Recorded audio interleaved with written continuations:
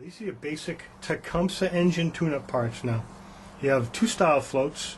This is an older style. It can be used. They're not on the market as plentiful as the new plastic ones are. Either one will work. They are interchangeable. You have a fuel bowl, which should be clean. You have a new fuel bowl gasket. You have a new bowl nut gasket, which goes here. You have hose clamps and a fuel line shut-off if you want. Auger belt and your basic tune-up parts. 5.5 horsepower. It's been sitting all summer long. It will not start, and it is suspected to have some old or stale fuel.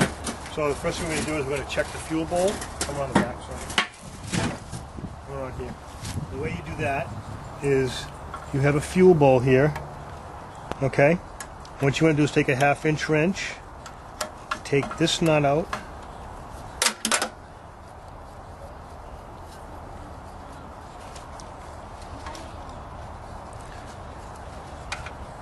and then gently wiggle the fuel bowl off, and you can see inside that you have some very old, dirty brown gas in there. What you want to do is clean the fuel bowl as best you can. You may have a little corrosion around the top here. It's not a big deal, but it may prevent you from putting the bowl back on tightly. Get the bowl clean. Okay. When you see that in the bowl, it's a good indication that there is bad gas in the machine. Next thing you want to do is remove the fuel tank.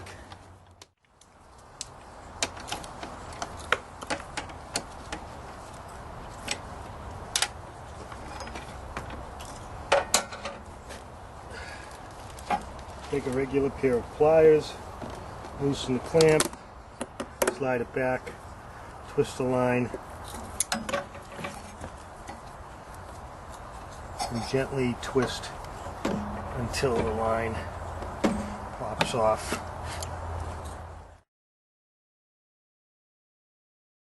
The next thing we want to do is we want to clean the fuel that's left in the line all the way through the engine over here to the carburetor.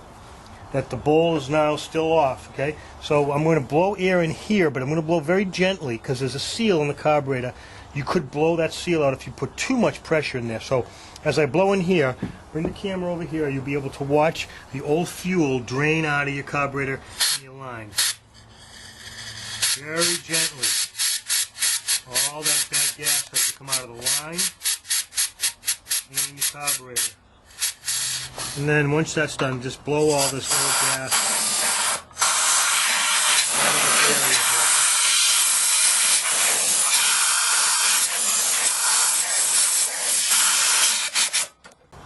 here. There's a gasket, or an O-ring, call it what you want, around the outside of the carburetor.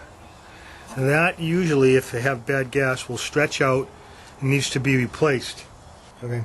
The reason why I'm showing you off the machine is so you can understand that this gasket has to be in a specific position or it will leak. So what you're going to do is you're going to come around here and wrap it around and make sure that it's snug all around the outside here. There is a groove that it'll sit in, and you can make sure that it's down all snugly. The next thing we're going to do is we're going to put a new fuel bowl on, because you can see the old fuel bowl has corrosion here, and that's going to prevent you from sliding the bowl around the gasket. It may not make a good seal, so now we have a new fuel bowl. Okay, what we're going to do is this pin, you see this pin here that controls the float? There's a line on the bowl right here. This line has to be parallel with the pin. So as I'm going on now, you can see the line is parallel with the pin. If you turn it this way, the depth of the bowl, okay, will be impacted and the float will not travel up and down correctly. So you want to go parallel with the pin, okay, and work it on until it's down all the way around like that. Now what we're going to do is I'm going to put it on the carburetor here.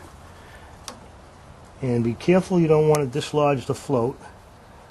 So I'm going to gently wrap this around. It is tricky, but it can be done. Down the bottom and just follow your finger around until you have that in that groove, and press it all the way around. It should be snug. Make sure your float pin is even on both sides. Take your new bowl. Again, the line on the bowl is parallel with the float pin. Get it up in there and work it and snug it in there. It should stay in place. This was the bowl nut we took out originally. What you want to do now is you want to make sure it's not clogged in there, or on the outside holes. There's one there that goes right through the bottom. There's also a very tiny one right there. What we're going to do is we're going to just blow air through here to make sure that it's clear. The next thing we're going to do is we're going to just blow air right through those holes. Make sure that there's nothing in there, and then in here too. Next thing we're going to do is we're going to replace this gasket around the fuel bowl because they do get very brittle. So you're going to try and just peel that off. Right, and get a new one and put it on so it fits on there firmly. Take the bowl with the new gasket, put that back in there.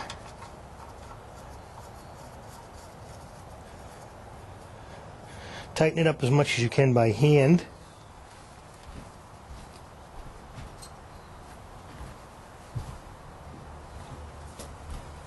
Get your 1/2-inch wrench.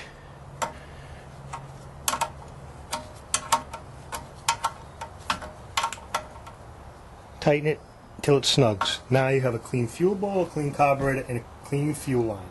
To put the tank back on. And what we're going to do first is we're going to mount the tank without connecting the hose. And the way we do that is just reverse what we did to take it off. Start these by hand.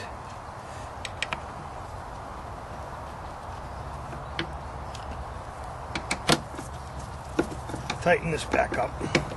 This is 3/8, not driver, in case anyone's interested in knowing what tool I'm using here. It makes the job a lot easier than using a socket or a wrench. And then what we're going to do is we're going to come down here where the hose is. We're going to connect the hose back up to the bottom of the tank. Now, the reason why I didn't put it on first is because you want to make sure you don't have the line twisted in the wrong direction, which would cause a kink in the line and then restrict your fuel flow. So you put it on, bring it up snugly to the top of the bottom of the tank as best you can, and take your pliers and bring your clamp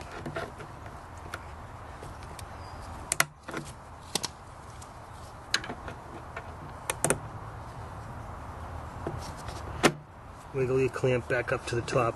Make sure that there's no kinks in the line and that there's no bends. Now you have a dry fuel system, a new fuel bowl, and new gaskets. Now you're ready to add fresh gas. We'll change the spark plug and then we'll give it a try. The next thing we're going to do is change the spark plug. For all Tecumseh non-overhead valve engines, this is referred to as an L head. It's not an overhead valve. It takes plug J19LM on a Champion J19LM. Using a 13/16 socket, I'm going to remove the plug. You can see the plug is fouled, needs to be changed. This is what a new one looks like.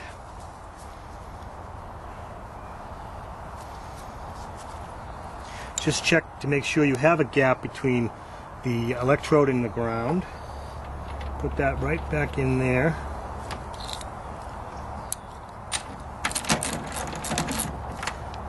Snug. Snap your coil wire back on. Next thing we're going to do is we're going to check the oil, add fresh gas, and then we'll start it up.